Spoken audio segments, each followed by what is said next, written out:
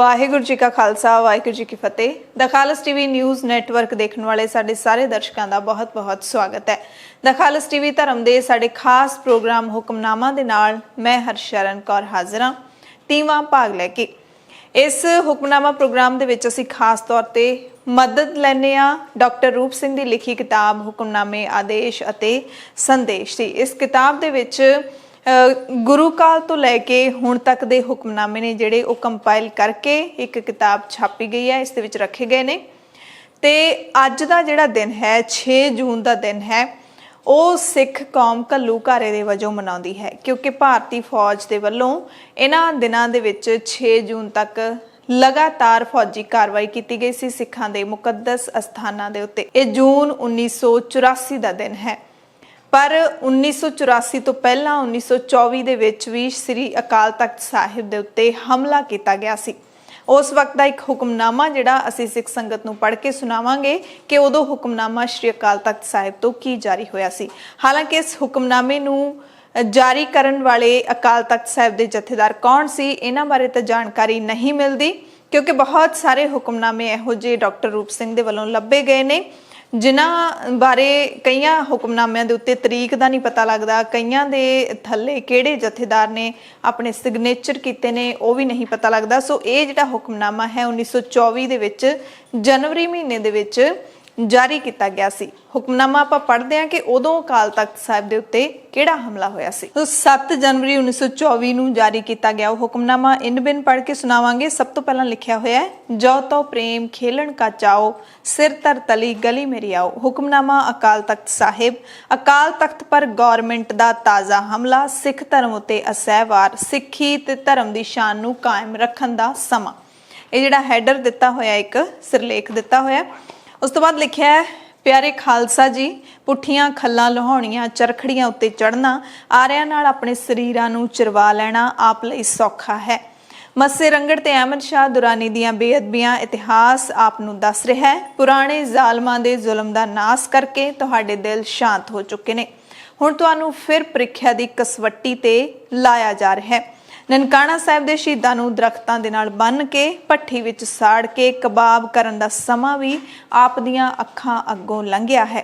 इस तरह गुरु के बाग, मुल्तान ते अटक आदिक जेलां दे विच दिल हिला देण वाले अत्याचार भी आप दे सिर तो लंघे ने। हुण सरकार सरीरक तकलीफां दी थां साडी आत्मिक अते धार्मिक बर्बादी करन ते तुल गई है। गुरुद्वारे गंगसर रियासत नाभा दे विच अखंड पाठ बंद करन दा जख्म ताज़ा ही है कि 7 जनवरी नूं अमृतसर पुलिस ने अकाल तख्त ते वार करके आप दे धर्म ते एक कातलाना हमला कीता। दरबार साहिब दे जिस पवित्र परिक्रमा नूं सतगुरु ने अपने पवित्र कर कमलां दे नाल झाड़ू फेर के साफ कीता, जिस धरती नूं सिख शहीदां ने अपने लहू नाल रंगिया होवे, जिस अकाल तख्त दी एक एक इट पुकार के शहीदां दी शहादत दे संदेश दे रही होवे, अजिही पवित्र ते सत्कारयोग थां दे उत्ते 7 जनवरी नूं पुलिस ने वर्दी समेत बंदूकां दी नुमाइश ते सरकारी रोप दिखाए। इतना ही बस नहीं, बल्कि कई सीना जोर पुलिस दे नौकरां दा अगे वध के अकाल तख्त उपर जाण दा यतन करना ते अकाल तख्त दे उपरों ਸਿੰਘਾਂ नूं गिरफ्तार करन पर जोर देना सिख धर्म लई मौत दा संदेश है।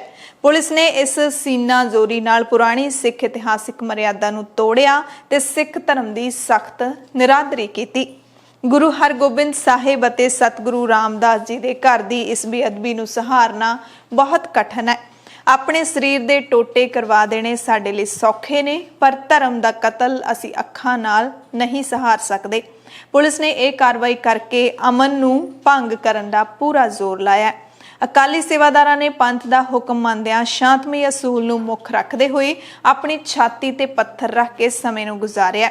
हुण सरकार नूं यह दस दिता जांदा है कि इस तरह धर्म दा कतल नहीं सहारिया जा सकदा। जेकर अग्गों लई कदे इस तरह फिर होया ते कोई सिख इस नूं ना सहारदा होया शांत ना रह सकिया तां इस सारी बदअमनी दी जिम्मेवारी सरकार दे अपने सिर होवेगी। गुरु प्यारे अकाल तख्त दी इज्जत नूं कायम रखण लई असीं अपने सिर कुर्बान करन दे लई हर समय तैयार हां ते सारे सिख तैयार रहण।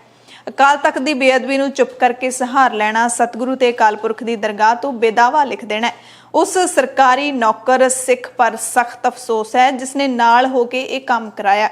ਹਰੇਕ ਰਾਜੇ ਤੇ ਫਕੀਰ, ਛੋਟੇ ਤੇ ਵੱਡੇ ਸਿੱਖ ਨੂੰ ਸੋਚਣਾ ਚਾਹੀਦਾ ਹੈ ਕਿ ਅਕਾਲ ਤਖਤ ਸਾਹਿਬ ਦੇ ਸਤਿਕਾਰ ਦਾ ਭੰਗ ਹੋਣਾ ਉਹਨਾਂ ਦੀ ਇੱਜ਼ਤ, ਅਣਖ ਤੇ ਈਮਾਨ ਦਾ ਕਤਲ ਹੈ। ਸਰਕਾਰੀ ਹਾਕਮਾਂ ਨੇ ਇਸ ਭੁੱਲ ਦੇ ਨਾਲ ਆਪਣੀ ਗਿਰੀ ਹੋਈ ਸ਼ਰਾਫਤ, ਸਮਝ ਅਤੇ ਦੂਰਅੰਦੇਸ਼ੀ ਦਾ ਦਿਵਾਲਾ ਕੱਢ ਦਿੱਤਾ ਹੈ। ਸਰਕਾਰ ਤੋਂ ਸਾਰੀ ਦੁਨੀਆ ਤੇ ਡੰਕੇ ਦੀ ਚੋਟ ਨਾਲ ਪ੍ਰਗਟ ਕੀਤਾ ਜਾਂਦਾ ਹੈ ਕਿ ਅਕਾਲ ਤਖਤ ਸਾਹਿਬ ਦੀ ਬੇਅਦਬੀ ਸਹਾਰਨੀ ਸਿੱਖਾਂ ਲਈ ਅਸੰਭਵ ਹੈ। ਹਰੇਕ ਸਿੱਖ ਬੱਚੇ ਦਾ ਤਨ, ਮਨ, ਧਨ ਅਕਾਲ ਤਖਤ ਤੇ ਕੁਰਬਾਨ ਹੈ। ਸਰਕਾਰੀ ਨੌਕਰ ਅੱਗੋਂ ਲਈ ਅਜਿਹਾ ਕੁਕਰਮ ਕਰਨ ਤੋਂ ਪਹਿਲਾਂ ਚੰਗੀ ਤਰ੍ਹਾਂ ਸੋਚ ਲੈਣ ਕਿ ਅਮਨ ਭੰਗ ਹੋਣ ਦਾ ਭਾਰ ਉਹਨਾਂ ਦੇ ਆਪਣੇ ਸਿਰ ਹੋਏਗਾ ਤੇ ਉਹ ਸਿੱਖ ਧਰਮ ਦੇ ਸੀਨੇ ਤੇ ਘਾਤਕ ਵਾਰ ਕਰਨ ਲੱਗੇ ਨੇ। ਸੋ ਇਹ ਹੁਕਮਨਾਮਾ ਜਿਹੜਾ ਉਸ ਵਕਤ ਜਾਰੀ ਕੀਤਾ ਗਿਆ ਸੀ, ਯਾਨੀ ਕਿ ਹੁਕਮਨਾਮਾ ਪੜ੍ਹਨ ਤੇ ਪਤਾ ਲੱਗਦਾ ਹੈ ਕਿ 7 ਜਨਵਰੀ 1924 ਨੂੰ ਹੀ ਇਹ ਘਟਨਾ ਵਾਪਰੀ ਸੀ, ਜਦੋਂ ਜਿਹੜੇ ਸਰਕਾਰੀ ਮੁਲਾਜ਼ਮ ਨੇ ਜਾਂ ਫਿਰ ਪੁਲਿਸ ਵਾਲੇ ਨੇ ਉਹ ਅਕਾਲ ਤਖਤ ਸਾਹਿਬ ਦੇ ਅੰਦਰ ਵੜੇ। ਕਿਉਂ ਵੜੇ ਸੀ, ਕੀ ਘਟਨਾ ਸੀ, ਇਸ ਬਾਰੇ ਹੁਣ ਤੁਸੀਂ ਜ਼ਰੂਰ ਖੋਜ ਕਰਿਓ। ਪਰ ਇਹ ਹੁਕਮਨਾਮਾ ਜਾਰੀ ਕੀਤਾ ਗਿਆ ਸੀ ਤੇ ਸਰਕਾਰ ਨੂੰ ਸਿੱਧੀ ਚੇਤਾਵਨੀ ਦਿੱਤੀ ਗਈ ਸੀ ਕਿ ਜੇ ਅੱਗੇ ਤੋਂ ਤੁਸੀਂ ਕੋਈ ਇਹੋ ਜਿਹੀ ਹਰਕਤ ਕਰੋਗੇ ਤਾਂ ਅਸੀਂ ਚੁੱਪ ਨਹੀਂ ਬੈਠਾਂਗੇ, ਫਿਰ ਮਾਹੌਲ ਖਰਾਬ ਹੋਣ ਦੀ ਜ਼ਿੰਮੇਵਾਰੀ ਤੁਹਾਡੀ ਆਪਣੀ ਹੋਏਗੀ। ਸੋ ਇਹਦੇ ਵਿੱਚ ਜ਼ਿਕਰ ਵੀ ਕੀਤਾ ਗਿਆ ਹੈ ਮੱਸੇ ਰੰਗੜ ਵੇਲੇ ਦਾ, ਕਿਉਂਕਿ ਉਸ ਤੋਂ ਪਹਿਲਾਂ ਵੀ ਅਕਾਲ ਤਖਤ ਸਾਹਿਬ ਤੇ ਹਮਲੇ ਹੁੰਦੇ ਰਹੇ ਨੇ। ਸਿੱਖਾਂ ਦੇ ਮੁਕੱਦਸ ਅਸਥਾਨ ਸੱਚਖੰਡ ਸ੍ਰੀ ਦਰਬਾਰ ਸਾਹਿਬ ਤੇ ਹਮਲੇ ਹੁੰਦੇ ਰਹੇ ਨੇ ਤੇ ਹੁਣ ਜਿਹੜਾ ਤਾਜ਼ਾ ਹਮਲਾ 1984 ਦਾ ਹਮਲਾ ਹੈ, ਇਸ ਦੇ ਵਿੱਚ ਤਾਂ 5 ਜੂਨ ਤੋਂ ਬਾਅਦ 6 ਜੂਨ ਨੂੰ, ਜਦੋਂ 5 ਜੂਨ ਨੂੰ ਅਕਾਲ ਤਖਤ ਦੇ ਅੰਦਰ ਫੌਜਾਂ ਵੜ ਗਈਆਂ ਸੀ ਤੇ ਫਿਰ ਅਕਾਲ ਤਖਤ ਸਾਹਿਬ ਦੀ ਇਮਾਰਤ ਨੂੰ ਕਾਫੀ ਨੁਕਸਾਨ ਪਹੁੰਚਾਇਆ ਸੀ। ਟੈਂਕਾਂ ਦੇ ਨਾਲ ਸਿੱਧੇ ਵਾਰ ਅਕਾਲ ਤਖਤ ਸਾਹਿਬ ਦੀ ਇਮਾਰਤ ਦੇ ਉੱਤੇ ਕੀਤੇ ਗਏ ਸੀ। ਉਹ ਤਸਵੀਰਾਂ ਅੱਜ ਵੀ ਤੁਸੀਂ ਦੇਖ ਸਕਦੇ ਹੋ। ਸੋ ਹੁਕਮਨਾਮਾ ਦੇ ਅਗਲੇ ਭਾਗ ਦੇ ਵਿੱਚ ਆਪਾਂ ਫਿਰ ਮਿਲਾਂਗੇ ਅਗਲੇ ਐਤਵਾਰ ਨੂੰ। ਉਦੋਂ ਤੱਕ ਤੁਸੀਂ ਸਾਰੇ ਆਪਣਾ ਧਿਆਨ ਰੱਖਿਓ ਤੇ ਜੋ ਵੀ ਤੁਹਾਡਾ ਸੁਝਾਅ ਹੋਵੇ, ਤੁਹਾਡਾ ਕੋਈ ਵਿਚਾਰ ਹੋਵੇ ਤਾਂ ਕਮੈਂਟ ਦੇ ਵਿੱਚ ਤੁਸੀਂ ਜ਼ਰੂਰ ਦੱਸ ਸਕਦੇ ਹੋ ਇਸ ਪ੍ਰੋਗਰਾਮ ਦੇ ਬਾਰੇ। ਵਾਹਿਗੁਰੂ ਜੀ ਕਾ ਖਾਲਸਾ, ਵਾਹਿਗੁਰੂ ਜੀ ਕੀ ਫਤਿਹ।